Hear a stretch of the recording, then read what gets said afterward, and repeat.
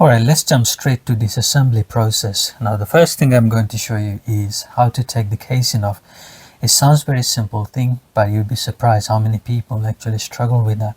First thing you need to do is unscrew that little screw and then make sure the PC itself is on a flat surface. With your thumb, push the top bit forward. It should come off nice and easy. Now the purpose of this project is to replace the headphone jack and the broken power button. If you want a separate video about that, do leave a comment down in the comment section below. Now to take the blue caddy off, you have to press that little section in there and then gently pull it outwards at the same time. Now in this video I'm going to show you the individual parts, and also I'm going to take almost everything apart. Now I'm going to begin with the SSD. This machine itself has 2230 length of M.2 SSD in there. If you want to, you can put a full length SSD in there as well. Now to unscrew that, obviously you just take that off. Now one thing to know is that under the SSD there is a little thermal pad which is a bit sticky, so you might feel like it's stuck onto the motherboard, but it's not actually properly glued on. So you can take it off, just apply a bit of, just tiny bit of force. Now with that screw there, if you move it to the other end, then you can use a full length 2280 SSD. This one's for Wi-Fi card. And this little blank space over there, in some machines they solder on another SSD slot. I think it's for Dell 7000 series. Now I'm going to put the SSD away in an anti-static bag just to make sure I don't kill it with the static electricity in my hand.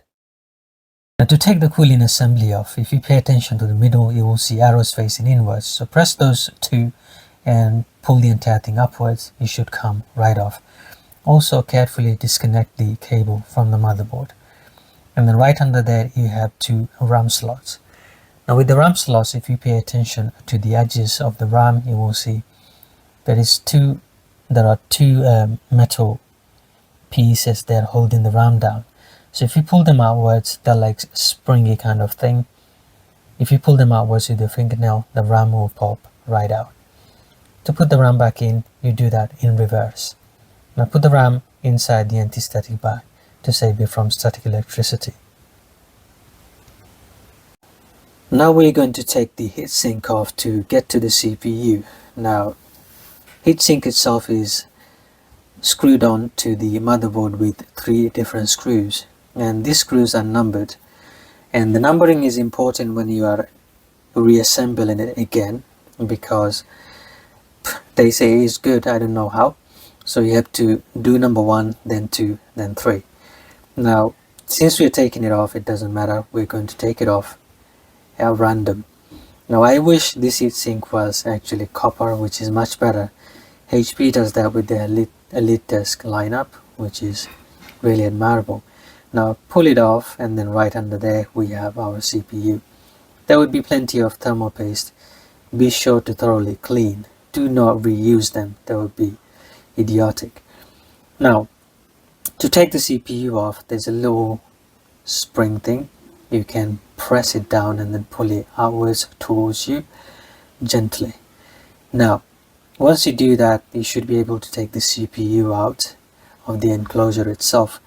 I'm going to take the CPU out because I'm going to do a proper cleaning with alcohol to take the thermal paste off. Again, be very careful. Do not kill it with static electricity.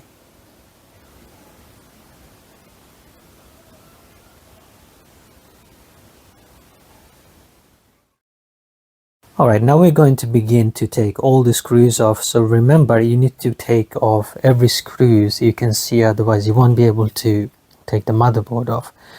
So SSD one's done, the Wi-Fi one is done,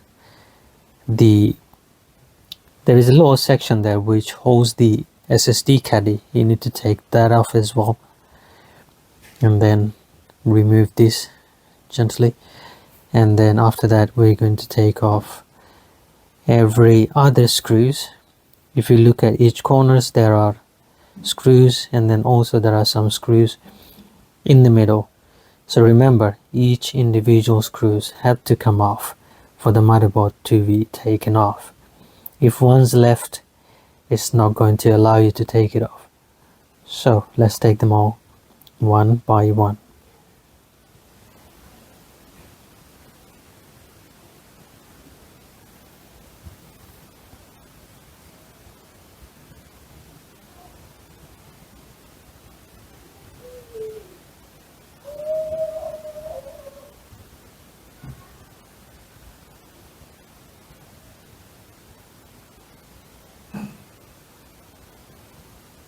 Now that we have taken everything off, if you grab the edges and pull it upwards, the motherboard would come right off, and there you have it.